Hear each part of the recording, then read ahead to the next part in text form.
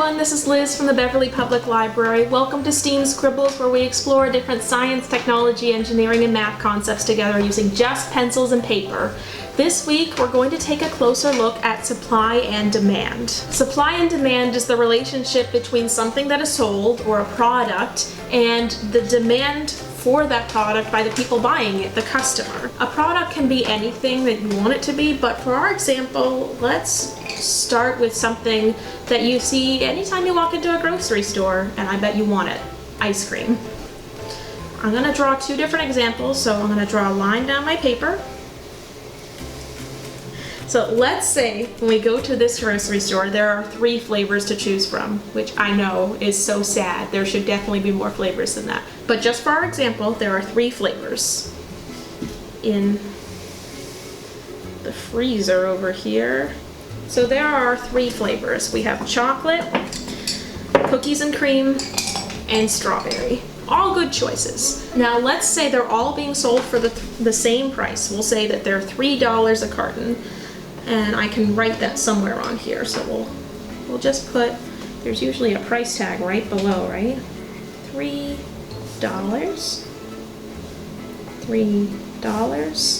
I'll put this price tag up here so you can see it. $3. They're all the same price. So you can come into the store with the same amount of money and get whichever one you want. So it's purely up to which one is your favorite. We are going to see less of the ones that are the most popular with the most amount of people coming into the store on the shelf than we are of the ones that are the least favorite. So say most people prefer cookies and cream. That's a good flavor. Then we might come in and only see 1 carton of those. And then if people don't like chocolate as much, there might be 5 cartons of that one left. But where does supply come into this? So we can see what the demand is like over here, but say that the shop owner is noticing, I've got a lot of chocolate left on the shelf and I'm running low on the cookies and cream. What can I do to fix this so that my ice cream doesn't go bad with freezer burn and people actually buy it? Well, we'll see what we can do in the second example. 1 second while I draw another freezer. Okay, so in our first example, you could go into the store and you could buy any of these 3 flavors and you would be left with the same amount of money afterwards because they're all the same price. They're all $3 a carton, right? So the shop owner might say, okay, I've got a lot of chocolate left. People aren't buying that. What if I sell it for half the price? Then people would have a lot of money left over and they might say, okay, I could get some M&Ms to go with my chocolate ice cream and I could make a really good sundae. In our second scenario, we're gonna have all the same flavors, but they're going to have different prices based on the demand that we saw in our first example. So the cookies and cream was the most popular, so it's gonna stay the same because people are buying that and there's not a lot left. We don't need to change that price to entice people or encourage people to buy the cookies and cream. But the chocolate and the strawberry need a little help.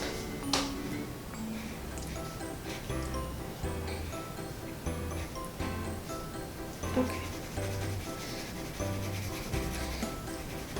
So there's the most that are left are the chocolate. So that's the one that we want to set the price the lowest of because that's the one we want people to see, oh wow, that's a low price. Let me get chocolate instead of what I was thinking of.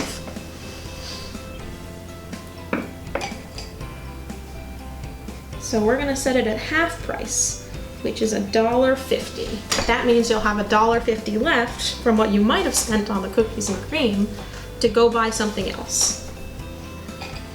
And then we have our strawberry, which was doing better than the chocolate, but maybe we could lower that price a little too to move the strawberry flavor. So let's say we set that for $2. You'd have a whole $1 left still.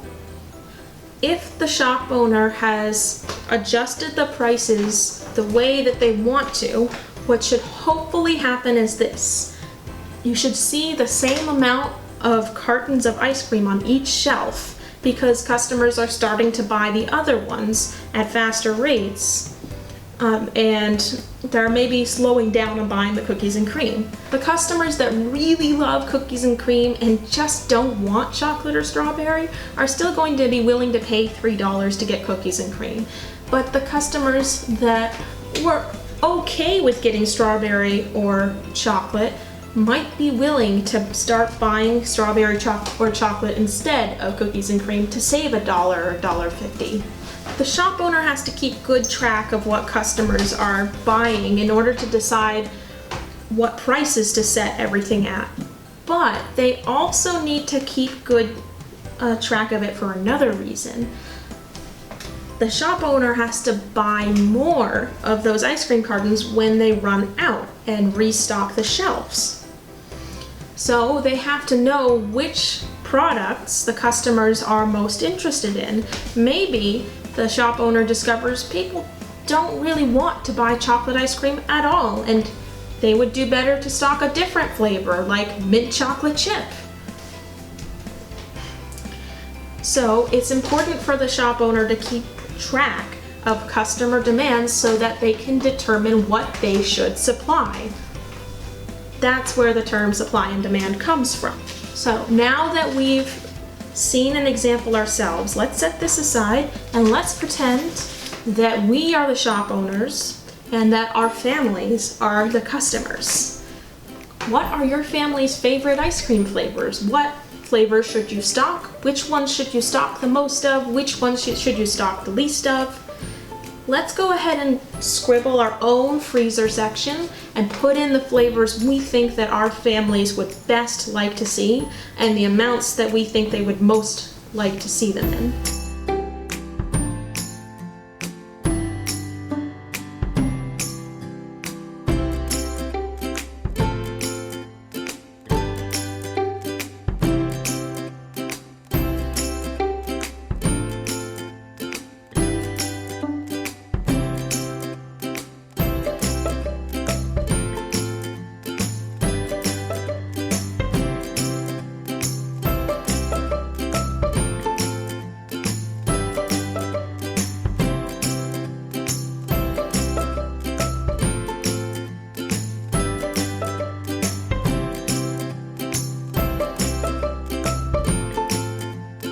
How did your shelves of ice cream turn out? What did you end up ordering the most of? If you ended up ordering more of what you think is your favorite flavor, don't worry.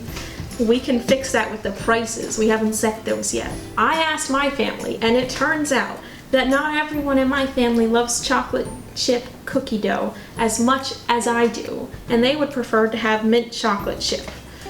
So what can I do? I can set the prices to reflect the demand that actually exists now that I know I messed up when I ordered. If I'm setting the price of each carton at a base of $3, like we did in our first example, what I can do is, since I ordered too much chocolate chip cookie dough, I can lower the price of that to encourage people to buy it. Because it's not like my family doesn't like chocolate chip cookie dough, they would just prefer the mint chocolate chip. And I can lower the price of the Neapolitan if I want to as well. Although I ordered less of that, knowing my family would not like it so much. So we could leave that if we want to as well.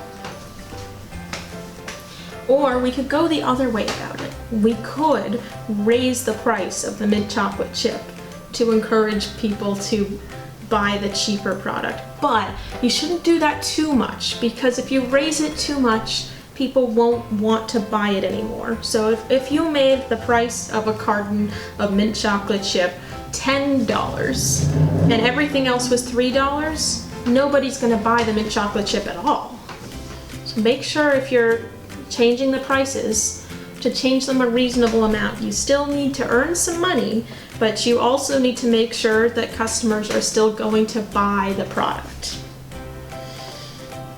So I think for mine, what I will do is I will set my mint chocolate chip and my Neapolitan at $3 a carton and lower the price of my chocolate chip cookie dough to $2.